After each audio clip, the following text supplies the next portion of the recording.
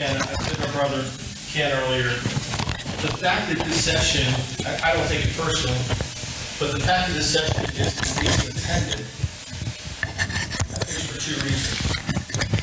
There's a misunderstanding about it, and there is a ignorance of how vast it is currently. There's a denial, if you will. If the pastor is the one primarily in charge of sharing these truths, and the pastor is struggling with this, he would rather not talk about it than be a hypocrite. And that's not a theory, that's the people that come to us. Pastors from all over the country will come to us because they're overwhelmed with the struggle. How do you lead people through something you've never been through? So, we're going to talk about some specifics. I took a little different tack. I want to walk you through a case study in understanding the process and the journey of an addict. Now, you can apply this to other addictions. I believe sexual addiction is more so a product of that's the coping mechanism I was introduced to at an early age, and it is one that my brain gravitates toward. That same thing can happen with a variety of other coping mechanisms, but if you begin to look at a sexually addicted behavior primarily as a coping mechanism, and for a moment take the stigma away from it. It's no different for our brain and our body than the craving for food or the craving for accomplishment or attention. It's how we go about getting it fed is what causes the problem.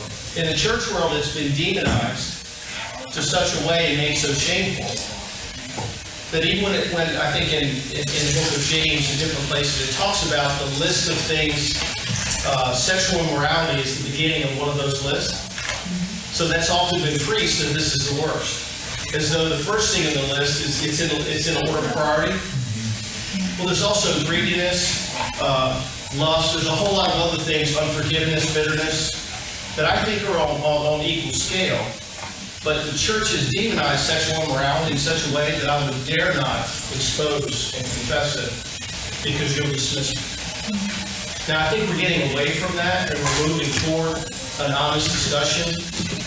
But I don't think as the church body we're there. And I'll see why we actually have more to offer than even the psychology world. And I say that I operate both, so I'm not demonizing the psychology. Psychology helps you identify it. Well, let me say this at this point. I'm 21 years sober of sexually addicted behaviors. I'm also 21 years sober of being medicated and treated as bipolar. Those two happen to go hand in hand in my walk. That's not always the case. I was bipolar. My highs and my lows were documented, authentic, crazy stuff. I was not hallucinogenic, but my Superman complex was outrageous. And then I would have bouts of depression where I couldn't get out of bed. There was hopelessness. I functioned, I made money, ran a business, did all these things, but after the first disclosure of my first affair, I said I got to get help. I was at least willing to do that. So I spent 9 years on a couch. I joke with my clients, that's how I got my first degree in psychology. 1 week at a time and $135 an hour cash. Okay, I don't want to add up how much that first degree costs, but so I learned about family systems. I learned about coping mechanisms. I learned about abandonment trauma. All these things I learned, but nothing could change. As Dr. Jennings says, nothing could move that signal to my prefrontal cortex and said, okay, I got to do something different. I wanted to. I hated myself. I was disgusted by my choices. I hated the fact that I hurt people, and that I hurt my family's reputation, and I hated me to the point of being suicidal. So when you're looking or talking to a sexual addict, first of all, don't assume that they're not trying hard enough. That signal hasn't got to the prefrontal. That is both the determination and will to say, I'm going to do something different. And you don't understand why it won't get there. He did a great job of explaining the how. I just want to give you a picture, a little bit of a process, and I'll use me as a case study because I'm an expert on me. I can't speak for everybody. What's an addiction? Patrick Carnes says to be an addiction is to have a pathological relationship with a mood-altering substance or behavior. Now, what I like about that is it's a broad category. You can plug a lot of things into that. But I still think it's accurate. My partner in the underground ministry, Anthony Trader, says to be a sex addict is when we repeatedly attempt to meet an emotional need sexually. We want to be wanted. Now, I haven't broken down in this talk how many different types of sexual behavior there are, but I will say the majority of them, if you trace the roots of them, we just talked about that in the anxiety session, when you trace the root instead of just the symptom, there's 100% emotional damage in the early family system. Somewhere they felt unwanted. Now, that may not be accurate, but it was their perception. How many of you have ever talked to siblings in a family about prior events? And from those two siblings, the same facts, you get completely different, right? Because your truth is your truth until it's replaced by the truth. Your perception, and this is where the brain comes in, your perception is your reality until your reality is changed with a new perception. That's really what you're helping people walk toward. How many of you here are clinicians or in a okay. How many of you know people who struggle with sexual addiction? Okay. Yeah, every one of you should have put your hands up. Here's why I say this. Big picture. Now, I'm going to lay this up and not go over every one of them, but I just want the magnitude of this to sink in. This is taking the statistics and turning them into actual numbers. If in a church of 500 people with 125 children, those are what current statistics are showing exist within your body. Now these are some of the statistics that pastors will look at and say, wow, that's powerful. Okay, well, how many are in your congregation? Let's do the math. No, that can't be right. See, there's a denial. They believe it exists, but it doesn't exist in my house. Okay. Parents who have 8-year-old little girls who become addicted to pornography said, not in my house. Because they were looking at YouTube and they wondered how horses make other horses, so they typed horses mating. And they got a picture of a horse mating, and on the side trail of YouTube had people mating. So within 2 clicks, that little 8-year-old girl was watching people mate. In a household whose father had put protective measures on every single device except his wife's laptop. The little girl just wanted to see horses. She loves horses. So this is within our culture, it's within our church, and sometimes within our home. So step 1 is kind of to raise awareness. That's how bad it is. But there's a process for healing from this. But not until we agree that there's a problem. So how has this been going on? I will not preach through all these, but I would love to. Now, sadly, what I'm attempting to do is normalize this. Normal doesn't equal healthy, right? But if you don't realize it's normal, you're not going to get it. All of these types of abuse, and I just kind of gave you names. You know, we know about Lot and the incest of his daughters, David with his adultery, King Herod. Remember when he danced and was I'm sorry, he didn't dance, but his stepdaughter danced. To the point that got him so excited, he was willing to give her up to half his kingdom. Imagine that. And she was smart enough to use it with her mom, right? We know the rest of the story. But the fact that he could get that, his mind could become so raced and so perverted and so excited by a teenager dancing in front of him was an early indication of how men's minds can become perverted. There's also spiritual abuse, which is connected to sexual addiction in some cases. I put emotional abuse on here just because I feel bad for Samson. He was emotionally abused by Delilah. She used him. She used his base, instincts. But this happens within families, and I always use it jokingly. But emotional abuse, which is not a joke, is also strongly connected to sexual addiction. Remember, we're looking at the roots of it instead of just looking at the symptom. Because as a church, we tend to smack down the symptom. You got to stop doing that. I've had people say you can't be a Christian if you keep looking at porn. And now you're getting into some Jesus knowing the heart territory. You got to be careful when you start making those kind of declarations. And of course, sexual abuse with Amnon and Tamar. Her rape, and then the shame from that. That literally, I believe, David's kingdom was lost. Not when he went to Bathsheba. But his kingdom was lost. The future hope of that kingdom as a family, when because of his own shame of his time with Bathsheba, he did not then take the authority within his own family, because he lost his personal authority, to deal with when his son raped his daughter. He did nothing. He went to war. No, he was quiet for a few years. He refrained. His older son then went and killed the brother that did it, Tamar's blood brother.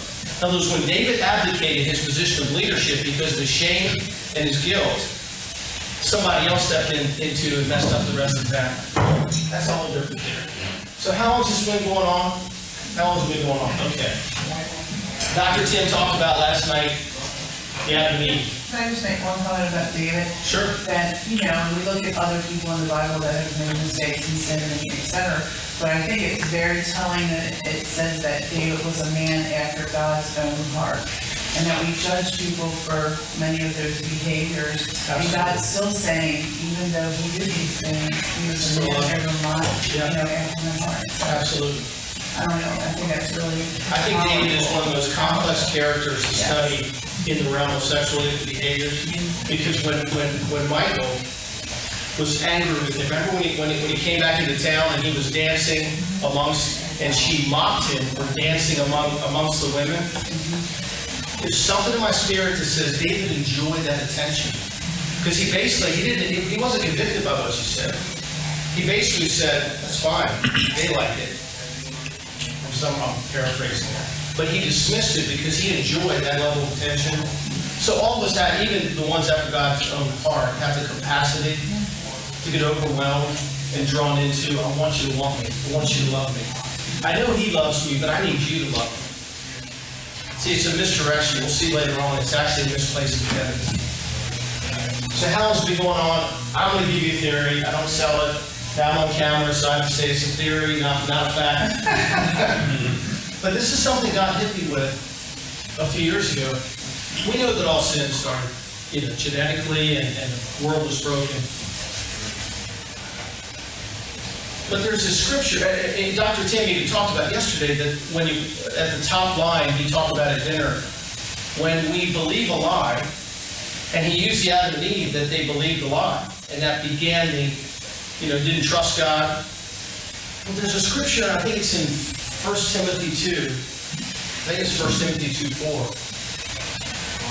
It says, Eve was deceived, but Adam was not deceived. See, that hit me for years. Like, I don't understand the distinction. Weren't they both deceived? What was the last thing? What was it that God told Adam would happen if he ate of the fruit? He said he would surely die, right? Okay. Now we know that Eve was also told that because she actually regurgitated it to the serpent perfectly.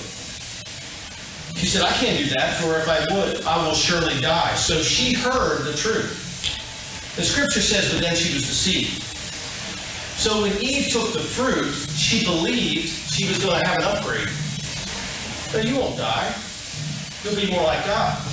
So from her perception, she wasn't going to die because she was deceived. From her perception, this was going to be an upgrade.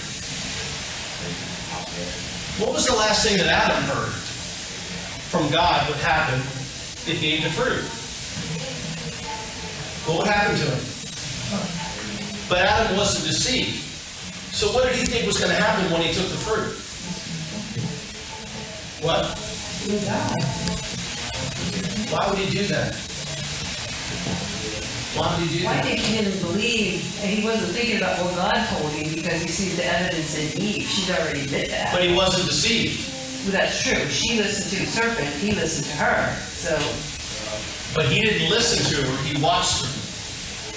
And what did he think was going to happen to Eve if she took the fruit? Now this is what God put on me. I'm saying it's just a theory of the strength of human, the need and the overwhelming need to be connected that can supersede our perception of this connection. We don't know how long Adam had been alone in existence, but we do know there was a time before Eve was created that he was alone. What God put on my heart was he would rather follow Eve into death than be with her because he could not have a mate. She's the only other human being, and he had shared life with her. They named animals together. They did things. That was his life. That originally was God, but now was also her, and he was now making her more important. And at that moment, I believe for men, again, theory, this is when we first began treating women as our God. I have to have that relationship. I have to have her approval. I can't live without her. I see it in guys all the time. And I'm talking about men who are otherwise smart, articulate, successful, but when you put them on the couch with their wife, Donald Trump turns into a little mouse. Oh my God, they can't even talk to me this way because they're looking at how she's reacted. It's phenomenal. Their amygdalas have been hijacked. I gotta stay connected to her. We know about idols. For men who struggle with pornography and addictive relationship, the love of a woman has become our primary idol. And if I can't have the real thing, I will imagine it because it makes me feel so good to imagine it. That becomes my reality. We'll talk about why the real thing is a little tougher to get into. So we're just going to use me as a case study because I got all kind of issues. I can choose my clients whatever issue you want to go. I've had food, I've had some anxiety things. Let's just walk through what it looks like to try to normalize it a little bit. This script, this background was taken years ago. I read a book from Nancy Broom called Bondage to Bondage. And I always include her anytime I mention because I add some things to her V-cycle that make it my own, but she was someone who was abused by her parents and wrote a book that's excellent for people coming out of parental abuse and emotional sexual abuse. So imagine this V as the upper left is where all of us start. The bottom of the V is where we get to, and the top of the V, hopefully, as we enter into health and treatment, that's where we're headed. So, longings. Every child, no matter race, creed, religion, geography, male or female, every child is born. We're just talking about the emotional needs for now. Not the physical, got to be fed, shelter. What are some of the emotional needs that every child, and we'll say from infant to 8 at least, what are some of the emotional needs? Give me some. What does every child need? Love, approval, belonging. Which one did you say? Love, okay. Nurturing. Safety. Support and protection, right. Those are emotional and physical needs. See, some of these overlap. But just for the sexual addict, let's just look at the emotional needs for a minute. Rather than just the behavioral side, let's look at how this addiction can be. This can be applied to all addictions. Some of these principles, you apply whatever works for you. So some of the general categories, Mark Laser and his wife wrote a book called Desires of the Heart. Excellent description. And again, these aren't all of them, but you can break them down that we have desires for intimacy. That's the desire to connect with somebody. Safety, somebody mentioned. To be touched and to feel close. Now, obviously, these are developmental and they're incremental. You know, a baby doesn't have the capacity to register these things. but they still need it. Baby's crying, you pick it up and you hold it, all of a sudden it's not crying, right? So the baby can't understand, and you don't even understand all the neurological things that are going on, but all I know is when you're a baby, you need to be held. They've had studies showing that the Failure to Thrive study, which says that the inability for a child to have a caretaker that provides physical closeness literally affects the ability of the child's body to grow. It was a study that was done after the fall of Berlin in the 1990s. All the orphanages, they were able to trace those children from Europe into adoption over here. And even 20 years later, they literally were people of smaller stature. That's how they were able to follow, thousands of kids who made that transition. So even to be close, the closeness and to be touched affects how we develop physically. There's also a need for impact. Impact could be, we need to be listened to and understood. Praise need to be needed within the family system. We also need to be affirmed. You probably have your own definition. I make the distinction between praise and affirmation. We need praise to acknowledge the things that we do. Got a home run today. Good job. Affirmation is affirming who I am. I really learned this lesson well when I coached my daughter in 12 years, when she was 12 years old in Little League, softball. And she was like, got from her father, God bless her. She's a deep, melancholy thinker. She's always looking at her critique and how she messed up or just how she succeeded. And I've asked God, to help relieve some of that, but it's part of her DNA, right? She's a deep thinker. So during that year, I realized I had to minimize my critique because she was already beating herself up enough. She would get 3 hits and a strikeout and lament the fact that she struck out and go home sad. Everybody else, her reality was, I got to get better. And that wasn't from pressure from within the family system. Because one who had that, all I had to do was look at her sometimes. I never had to spank her. She would cry even with an angry look. I had to be very conscious of, and maybe if some of you dealt with. Now maybe somebody would like a child who you could shut down that easy, but everything has its strengths and weaknesses. The point being, we need affirmation that says, you know what, you're an amazing daughter. The day she struck out, I said, I saw you go over to give that little 9-year-old a hug. That was pretty cool. Yeah, but I struck out. Yeah, but that 9-year-old stopped crying when you gave her a hug after she struck out. You affirm her for who she is, not just what she does. Now, here's the challenge.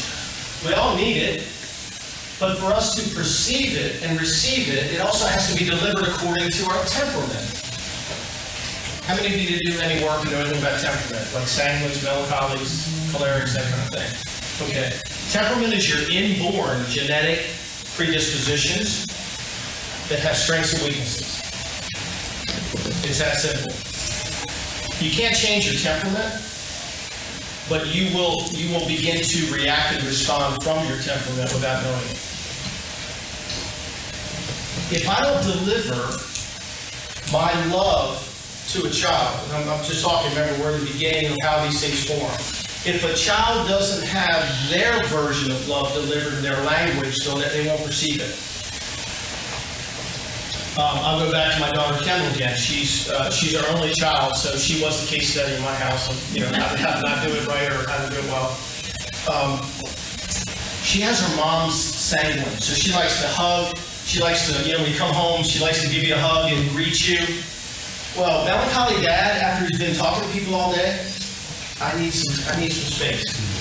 Like just give me a breath before I walk in the door before I don't say that. So in my mind, in the melancholy male, I'll give you an example, I work hard, I take care of you, I would die for you, I provide for you, I'm loving you. Unless your language is, I need a hug. Now, this works for husband and wife too, but let's just stay with growing up in the child environment. If I don't receive love in my language, I will perceive that I'm not loved. Right? Then you get older later on, the therapist comes talk to you and you say, okay, well, I guess they did their best. That's wonderful. But what do you do in the 20 years in between there where you're feeling like you're not loved? So here's what happens. How many of you know love languages? Right, Gary Chapman? That's another great example. You can be loving your spouse, giving you gifts. And you want to go on a vacation. I don't want your gifts. I want to spend time with you. So again, if any of you have husband and wife you talk to, the one spouse is desperately trying to prove how many different ways they're showing love, and the partner is completely cold and indifferent because you're not expressing it in my language. I told you I want you to take the garbage out. I don't need you to buy me a gift. Acts of service, right? What this says, folks, it's impossible to deliver 100% accurately and efficiently what a child needs. To some degree, after we're doing our best, the child still is hungry and thirsty for relationship and approval and safety, all those things. So then where do they end up going after that? Once they get out of the family system by the age of 4 or 5, now they're in kindergarten. If they have siblings, now they're expanding their ring of where they're going to go to feel good about themselves. If they're not getting it at home, now they're going to go somewhere else to get it. Now this is all unconsciously. This is just naturally what every human being does. They also will look to their accomplishments. If you give me a snapshot, I do this with most of my clients. Give me a snapshot of who you were in 7th grade. I want to know, were you with the cool kids? Were you the jock, the athlete? What was your status?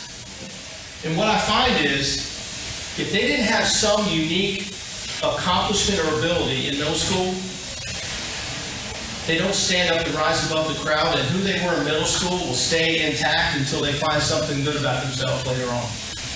They'll stay in that role, that perception of role. Now, for some of us, middle school was horrendous.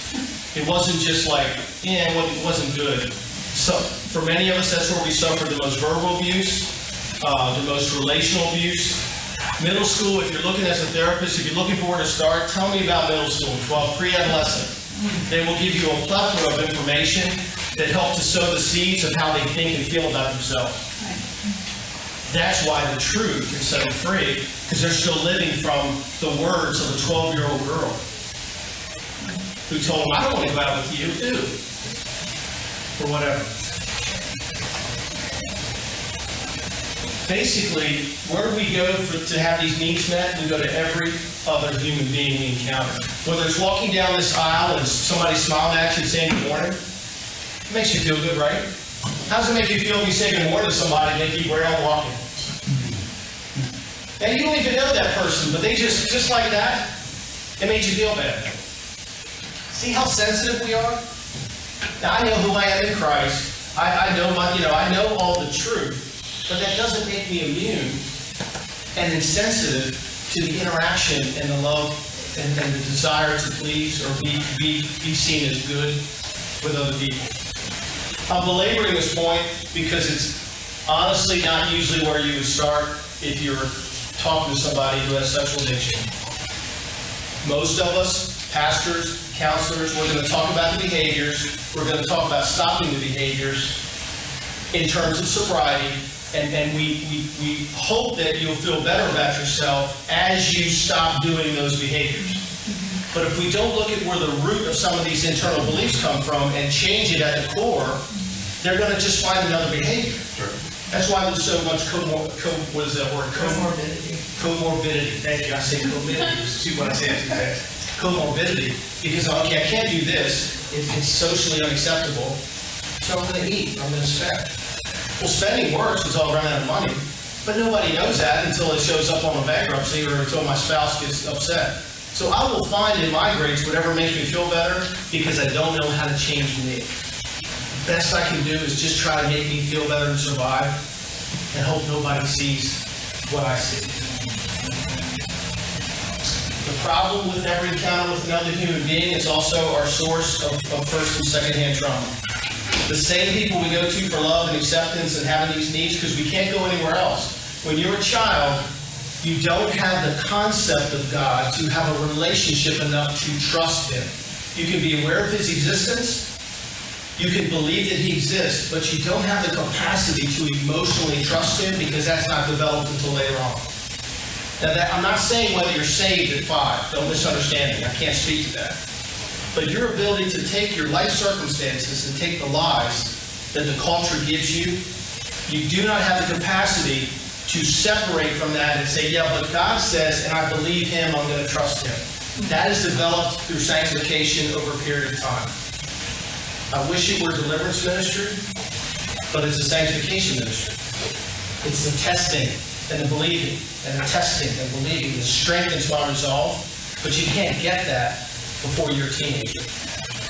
And we think if we preach it, and they hear it, and we make them write it, they will believe it. Neil Anderson says, you don't live out what you know, you live out what you believe. Which is very consistent with what Dr. Tim said. You can have all the knowledge, but what you believe about that knowledge is what dictates what you're going to do with it. If you believe that you're a piece of crap, you will live that out. And I say that for most sexual addicts, that's how they would describe themselves. So, that wonderful news that we just got delivered, we have all these longings. There's little Robb again. My parents can't deliver it. People can't deliver it. I can't convince myself. Every place that I have had a loss or had a lack of what I needed results in an emotional wound. It also results in a lack of trust. My parents separated. My mom had a one-time affair. I was 4.5 years old with one of my dad's friends, small town. Fire department guys, volunteer fire department, you guys, you know this area, that's a closed-knit community, everybody knows everything. So, my father at 25 years old basically had a nervous breakdown. He was hospitalized for a week. My mom, in being guilt and shame, raised and bred Catholic, she felt, well, she never returned to church again. She's 76 years old and has never been back to church since. And if you asked her today, she would say she's a Catholic. The guilt and shame from that one decision in her life. So they decided temporarily to send me to my grandparents' house. This was my father's parents. So my mom in her shame and said, and she really respected, my grandparents loved her as a daughter. So they took me down at 4.5 years old. So when the psychologist asked me, years later when I'm on the couch, what was your earliest memory? Well, my earliest memory was standing holding the door at my grandparents' house, and my father and this other man were bringing in my cedar toy shed. If any of you have ever had a cedar anything, the smell of it, the furniture, I can still remember that. Now, I can't say what I had for dinner last night. I think roast beef or something, yeah, I think so. But I can remember, I can close my eyes and remember, and my brain recalls that. So what I remember is they were carrying in, and I remember thinking, I was a melancholy kid, I thought deeply. Questions churned in my head, even at a very young age. I'm like, that's all my stuff. They had my clothes, my toys, they were moving me into my grandparents' house. Now so what emotions do you remember from your first memory? Confusion, a little bit of fear, apprehension, because I kept waiting for somebody to come pick me up. See, my perception was I was down there for a weekend.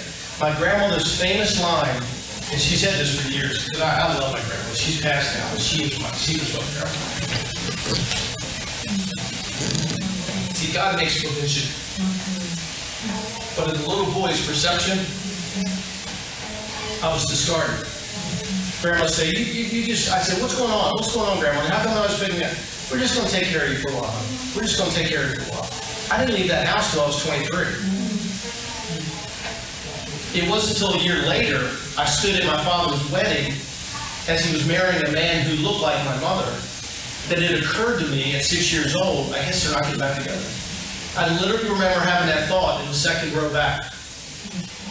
A few months later, my mom married someone. 3 months later. So both of them married people who had kids. A year later, they had a child in the new family system. So I'm still down in the country with my grandparents, which was God's provision in hindsight. Because those 2 other households were crazy, dysfunctional, violent, angry. Lots of stuff. So my perception was, I would go visit, my perception, my reality was, I would visit one family on Saturday, then one would pick me up and I'd go to the other family on Sunday. Then I would go to school, they would take me to school and then go ride the school bus back Monday through Fridays with my grandparents. Now it was like that until I could drive a car. So I could decide who I was going to go with. My point being, by the time I was 8, I went from being an only child at 5 to having stepbrothers, stepsisters, and half-brothers by the time I was 8. Those journeys home on Sunday night, back into the country by myself, what do you think I was thinking? They want to live with them, they don't want to live with them. How come my mom wants to raise those kids but don't want to raise me? So my perception, and this is the power, this ties in with what Dr. Tim said. My perception, if you could put a word to it, was that I was discarded. Now I want to tell you the power of truth in the process of this. Kind of jumping ahead. Here's what the power of truth says. Fast forward to when I'm 30 years old. I'm 5 years into my addictive nature into my marriage. I had one daughter, so she's 3 years old. I love that little girl. I made her a promise the day she literally was birthed, before the nurse got her, I said, I will never leave you. I said it out loud. What an odd thing. The nurse looked at me like I was crazy. Most fathers are like overjoyed, and I took her. I said, I will never leave you. Because that was my deepest wound, right? You don't know your deepest wound until it's revealed. 3 years later, we go to visit my grandmother's house, the house that I was raised. That to me, that house was, I refer to as sanctuary. It was peaceful, it was quiet, people were civilized. They didn't yell and scream at each other. So if you had asked me, was I an abused kid? I was the golden child. I had my own little rowboat by the time I was 12. I lived on the water. My grandmother fed me like a king. I was doted over. To the outside world, I was the spoiled little kid who got everything. My other siblings, half and step, they didn't like the fact that I had my own bedroom. So, but from my perception, I just wanted to be with somebody else. So I'm going to jump back to the story again. ADD might be in here somewhere too. But at 3 years old, I took my daughter down to visit my grandmother. I walked in the house, and it struck me, because I was in therapy, right, at this point. Wow, my grandmother took on like a 4.5. I never done the math on how old she was when I was there. I'm like, now I'm getting older, and I got a little kid. I'm like, grandmother, I never said thank you for taking me in. You took in a 4.5-year-old, you're ready to retire. She's like, oh, honey, you don't need to thank me for that. You've always been a joy. I said, well, you weren't expecting to have a kid down on the doorstep. You have to know the grandmother. She said, what did you just say? See, she attacked me. When she heard something, maybe I got that from her a little bit. I kind of attacked wise with her. She said, what did you just say? And I was taken back. I was just saying thank you. She said, what do you mean you were done? I said, well, you were ready to go cruising with grandfather. You were retired. You didn't want a kid. I know how much energy it takes for a kid. She said, son, did you ever think I was going to let those other people raise you? I knew your stepmother when she was 14. She wasn't much good at that. If any of you ever had a grandma like that, you know what I'm saying. She said, I never did trust your stepfather. She said, they weren't going to raise you. And so she went and got me some paper she dug out that showed the temporary custody was signed over. Like a year after, it very quietly became permanent. And she explained to me that's been the anger within my family system, because the other two parents, my parents and stepmother, thought that my grandmother stole me. Now this is a lot of detail in my history, but here's what I want to tell you this. In one conversation, I went from discarded to chosen. It never occurred to me in 25 years that I was chosen. It was another 4 years before I could come out of my addictive behaviors and my mind was opened up The need for someone to know and to believe that they're chosen is one of the hallmarks of the Christian faith. You are chosen. You are not indiscriminate. You're not a mistake. What Christ did for you on the cross was with purpose and intensity and intention. You were chosen that he saves you. That is a far cry from where most people start. If we can pierce that veil with the truth by the Holy Spirit's work, it doesn't give them the freedom to go sin. It gives them the freedom to not sin. When they get that, it finally starts to make sense. So I'm still at the wound and loss phase so far here. What I will do as a child, and all of us will do, is the brain begins now to set in. We suffer from the absence of good things that are necessary for emotional maturation. That's abandonment trauma. And or we suffer from the effects of harmful things that disrupt emotional development. That's invasive trauma. When most of us think of sexual addiction, our natural tendency is to look at invasive trauma. Have you been touched? Has there been sexual behavior done to you? That's our natural instinct. We connect, if this was done to you, that's why you're maybe doing it to somebody else. Our work in the last decade plus, we've done over 30 workshops, these 3-day intensives, getting to the root of these things with men. 100% of sexual addicts, 100% have a real or perceived emotional abandonment. That's what started the journey of finding something to satisfy my need. Now, many of them, a high percentage, also had invasive trauma. They were yelled at, hit, they were touched inappropriately. But not all of their trauma was sexualized. And we tend to look at what was the sexualized trauma to see if it matches up in our linear thinking. If you're doing this behavior, then that must have somewhere you were messed up here. Unless we look at it as nothing but a coping mechanism. By the time I was 9 years old, I was a very deep thinker and very messed up. I got good grades. I liked sports. I was heavy. I weighed 69 pounds at the end of first grade. How many of y'all know how much you weighed in first grade? I have no idea what's average. Exactly. The fact that I even remember it was because it was always important to me. Low self-esteem, self-image, that kind of thing. Whatever you define yourself by is what you're going to keep trying to achieve. So even at 9 years old, I was a Weight Watchers at 8 years old. Now, I learned about I was there for the education of food. Unfortunately, it was also building this, okay, you got to do this. This is important. This is your identity. It was kind of reinforcing this thing that I'm not okay if I'm fat. Lack of a better term.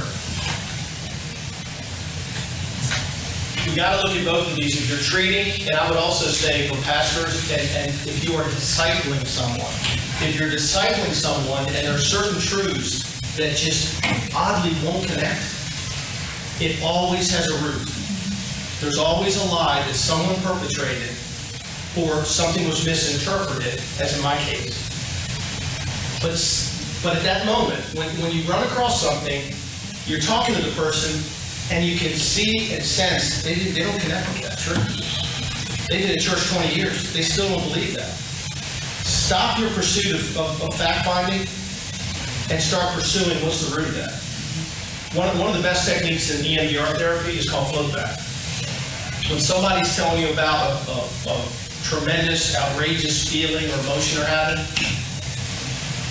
part of the clinician in me wants to go, okay, let's do that right there. Let me give you some techniques for the symptom. You know? The best question now I ask, is there another time in your life when you have felt this out of control? Is there another time when you felt this anxious? And it's amazing how they can quickly go right back. Then you explore what are the lies, what are the things you believe from that moment. And if you can break that down, now the prefrontal is your friend. Once you get it moving in the right direction with the truth, they can begin applying that truth to other situations in their life. But we've got to trace it back.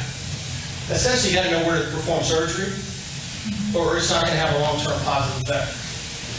Has anybody got tracing time? There's no clock in here. 17. Okay, so I got like 15 minutes? Okay. Just stop me anytime, because I hear a stomach growl, that might mean it's close. So here's the forms of trauma that we're familiar with. Physical, emotional, verbal, mental. Spiritual trauma. Most of the folks I talk to are of the church. They come from the church. Spiritual trauma is a real thing. Most of them don't think it's a real thing until we try to explain it to them. If God's word is used as a knife that brings you shame, I categorize that as spiritual abuse. Now, we know the word is sharper than any two-edged sword. It goes right to the bone and marrow, the meat of the matter. We know that. But if it brings shame that makes me feel less than, as opposed to grace, which invites me into a new beginning, I haven't wielded it correctly. The identification is an act of the Holy Spirit that says, here's what I want to heal. So, here's what I want to heal. It's what we need to work on. It's kind of a we. But if I'm using it in such a way that separates you and what you're doing from him and me, as a counselor or a pastor, if I'm identifying your sin, which is perceived as your less than, shame will overcome their desire to connect with God. It will emotionally shut them down. And of course, sexual trauma. It can be in an instant, one memory can set the stage for an entire life. One incident, trauma-wise, can create an illusion. It doesn't matter whether it really happened or whether they believe it happened. It still has the same power in the brain.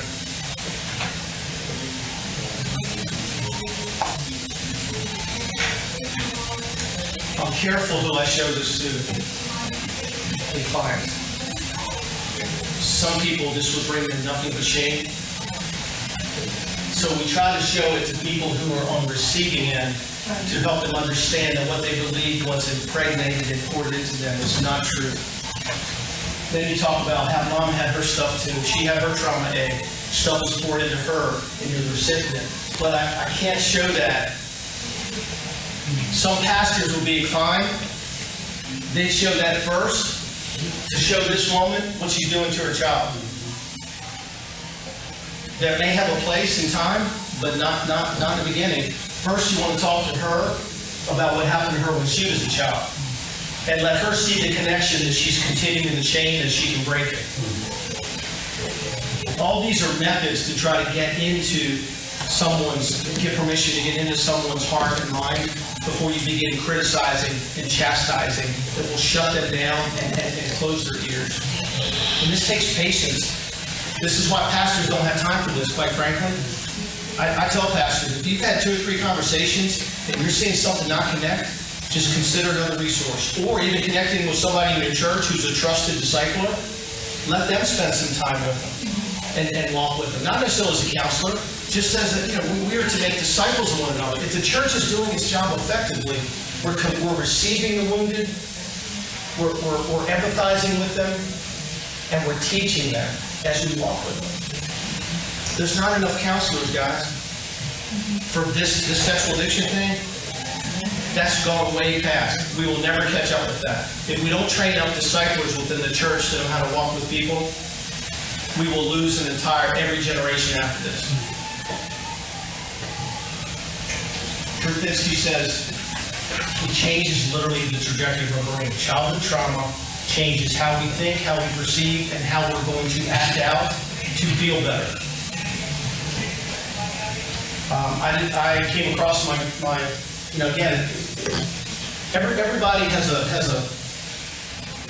every childhood experience has their pluses and minuses. Nobody had all horrible, nobody had all good. The man to this day, who I regard in the highest, he was the best example of a father, of man in the community. Everything about him was amazing. And he also had a few books in those days that were called gentlemen's magazines. Did it make you less of a man, less of a father, less of all those other things? It's an and. It's not a but, it's an and. He was all this, and he also had some magazines that he shouldn't have had. I don't know to what degree he looked at. All I knew was, as a little kid, I was told not to touch him, and that instinctively, that's like telling Eve, don't eat that fruit. All I knew was there was something in there, Now, I discovered the first time when I was 9 years old. Now, 9 years old, I couldn't sexualize that experience. It wasn't about sex. All I knew was the woman, and I could still close my eyes and see her position, her hair color, her face, and she was smiling at me. At 9 years old, I just wanted a woman to smile at me. I didn't know that I was connected to my abandonment issue with my mom. I literally had comic books, Spider-Man, Superman, Playboy. And if I heard somebody coming, I'd keep the Playboy by the pillow so I could slide it under, and they said, "What you doing?" "I'm just reading my books." I was a melancholy kid. I actually read them. The pictures weren't as interesting as what they were saying about women. It was teaching me the lies of what women want and how they think. It literally gave me years of training, lies. So then when I started dating, imagine my surprise that not every woman wants to have sex on the first time we go out. That's what I read, but you don't say that. See, all these lies, now we're in a culture where the average age of exposure to pornography is now, for both male and female, under the age of 9. It's not a question of when you got to talk about them or if they're hearing about it. If they're over the age of 9, chances are they've already seen pictures. And this is more for Pastor Andrew, but we cannot even imagine the dialogue, the interaction, the pictures that are shared, the things that are shared for 9 and 10-year-olds on the bus. We literally cannot imagine what that culture is like now, the sexualization of that culture. So if we don't help people deal with these root issues, their answer is in their pocket. I feel bad, it's right here. Nobody can know. I feel bad. Now eventually, if your coping mechanism has a sexual component to it, then when you add masturbation and the 50 chemicals that are released in a male for masturbation, now you've got addiction. One of the chemicals released is called vasopressin.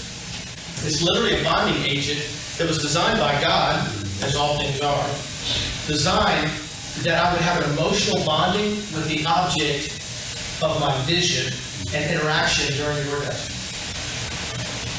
That's why men literally develop emotional connections with their pornography, or with their perceived mistress, or their perceived woman who they go and pay for to watch dance.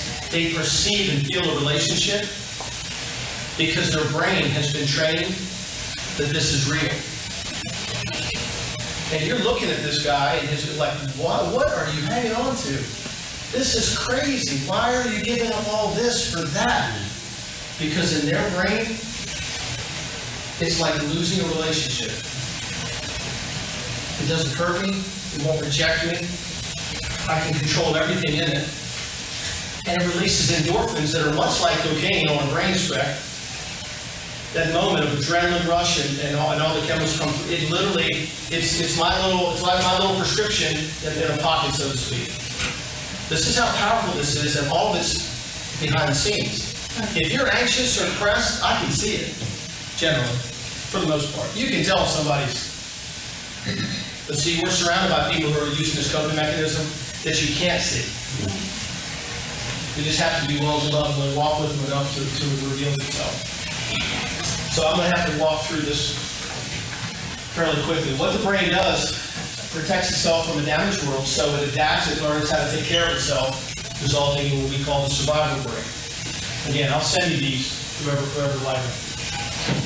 It literally medicates, it teaches us to medicate and pushes away any thought we might have for trying to get closer to people. Because remember my previous trauma, when I tried to get my emotional needs met with people, I got hurt. I can't go to people. People are dangerous. They don't, and if they knew me, here's a sex addict's true belief. If you knew me inside, if I opened that window to you, I would disgust you.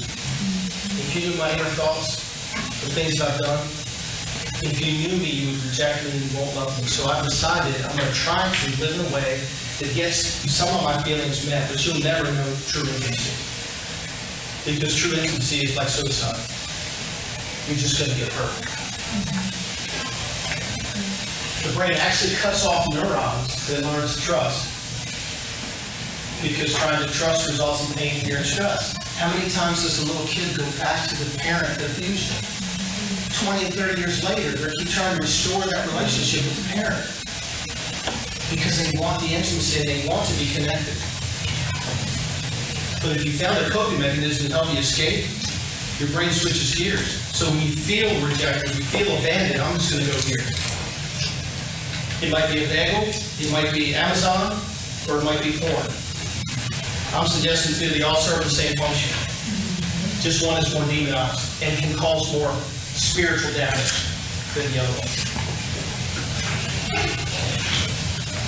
If you don't remember anything else I said today, when our coping mechanism has become sexualized, it carries with it a layer of shame that makes its power exponential. See, we joke about eating too much. Like, yeah, I had a donut today, I was really feeling bad. I think I'm going to Starbucks today. See, we joke about, even as Christians, how we're going to medicate. Because, like, we all do that. But nobody says, man, I feel bad, I got to get me some porn today. I know that sounds silly, but I'm saying to you, we've normalized the other things, but this one has such a shameful component to it. And if you're in a men's group or a Bible study or in a strong preaching church, you get the notion very quickly, don't let this one out. Because they're going to reject you, bring you up to the altar, or whatever. It might sacrifice you to God. I don't know what they're going to do, but don't let this one come out. So we continue down this picture. Everyone has losses, everyone has wounds, and everyone has a lack of trust in the area of that wound. Mine was from my mom originally, at least that was my perception, right? So my lack of trust was with women. Pornography taught me that I could use women for my good pleasure, but I don't have to trust them. I don't have to get close to them. Now I could even, in order to get close to them and to get what I wanted, I could act like to make them feel good, and they would think I was a nice guy. Ultimately, I just wanted to be close because how you make me feel about me makes me feel good. And if I have to do this in order to get that, then I'll do it. Just so you know, my mind has been renewed. I don't still walk in this place. I'm describing the depths of, praise God, that He can heal these things and renew our mind. But for somebody walking in it, this is literally what they're thinking and how they're feeling. We develop coping behaviors, attachment styles. Some of you all do work with attachment. This is where the attachment comes from the trauma and related stuff. We develop internal lies about our identity and relationship. June Hunt. Any of you ever heard of June Hunt? Yes. Yeah, June Hunt, she's amazing. She uses this term, misplaced dependency. All of us, to some degree, again, this isn't just the addict's journey, this is the human journey, in my opinion. I've come to know in the last 10 years, this is everybody's walk. The only difference, honestly, is right here. What you choose to use as your coping mechanism and which particular lies are unique to you. But we get this place of misplaced dependency, we're in survival mode. So let me run quickly through the other part of the healing journey. This is what we try to do in a workshop, but also in a counseling setting over a longer period of time. Think of it this way. Every addict is trying to escape emotional pain or trying to satisfy a craving. Because what happens once I've chosen the coping mechanism, I've now taught my brain, this is where to go to feel good. My pleasure center has been ignited. My prefrontal said, that's not a good idea, but my pleasure center, depending on the depth of my emotional pain, my loneliness, my depression, my anxiety, I gotta get this relief. I know where it's not even conscious. My pleasure center says, go here. That's why guys will say, I don't even know what happened before I knew it. I was online. I was talking to somebody. Because they got in that emotional distressed place and they literally just followed the craving they had taught their brain for so many years.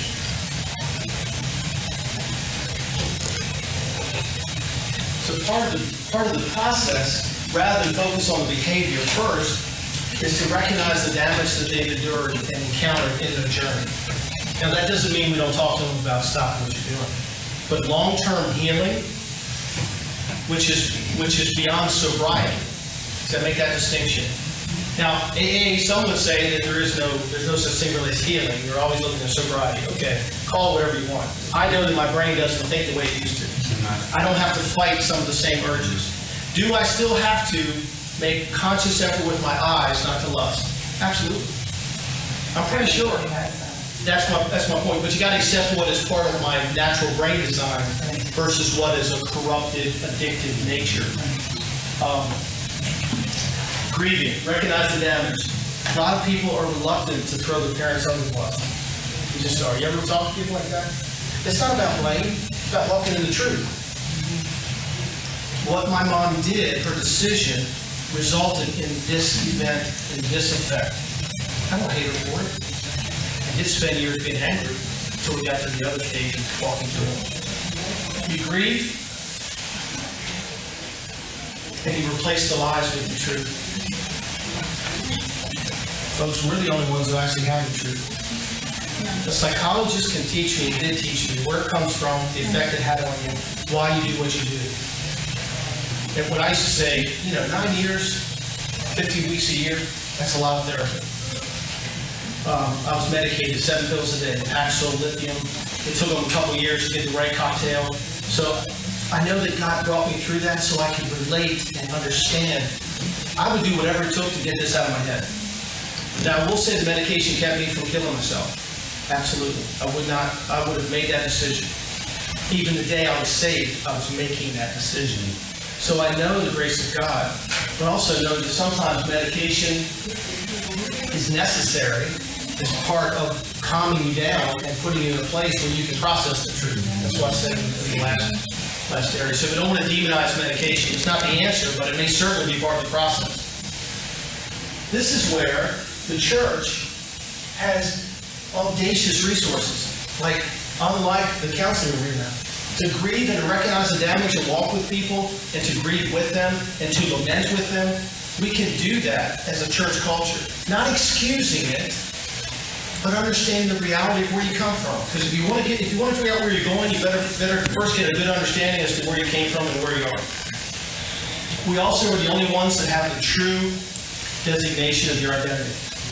I think Paul was amazing in so many ways in his humanity. Like Peter in his humanity.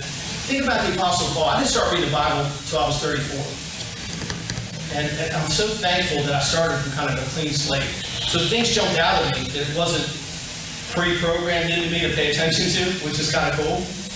So this guy Paul wrote the gospel in the first 6 chapters through the Holy Spirit. Wrote the six chapters of Romans, explaining the process of humanity and sin and provision and personal. And then he gets to chapter 7, and he has this very deep confession, really. This is as a saved person, not talking about his soul life. He said, that which I should do, I don't do, and that which I should do, I don't. Whatever that's right. Yeah. But the thing what struck me was he made a distinction. If I sin, it's not me who sins, but there's a sin within me. With my mind, I'm going to follow the law of God. But with my flesh, I'm going to follow the law of sin and death. He made the distinction that who you are is not what you do. When I say to addicts, what you do is not who you are, but if you keep doing what you're doing, it will become who you are. Because you will never see yourself in any other way. As we're finishing up here, my thoughts are based on the truth. My feelings won't reflect reality. We do have to address the thoughts and the truth. But first you might have to walk with somebody and hear their pain. And by the Holy Spirit's inspiration, okay, that's the one we should talk. That's the one we should nail right there. That's a linchpin. That's a memory that lie started a cascade of beliefs. It takes patience. Because everything in you wants to get them to stop what they're doing. And I still can struggle with this. I love you, brother. You're crazy right now. Stop. Sometimes that actually comes out of me. But I know there's a root there that's got to be dealt with for sobriety to become healed. Finally, the power of grace, forgiveness. I'm not going to talk much on this, but if we don't walk through this and release some of this pain onto the cross and receive forgiveness both for ourselves and to release it to other people, we will not have a clean slate to be filled. We'll be walking around with other people's junk for decades. And some of y'all know folks like that because they will not forgive. And we have a way of process that we help guys walk through and ladies as well. The last piece on that did not get included. The very top of this, somebody must have been a mistake, help me out. The very top of it is learning to trust God. We went from over here trying to lean on people and look to things to try to satisfy and try to make me feel better. until we can learn to trust God, to whatever degree we trust God, we don't need the other stuff. See, I don't see not trusting God as sinful. I see it as I'm incapacitated.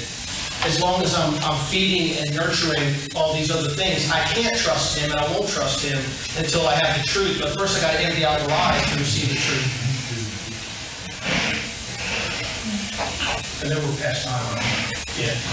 Let me get to this slide, and then we'll close.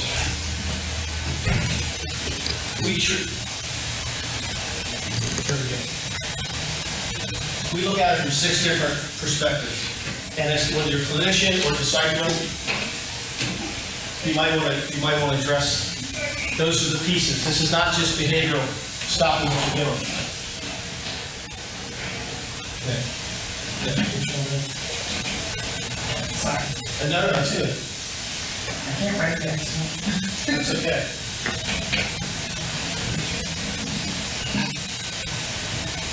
This is 6 major areas that this affects.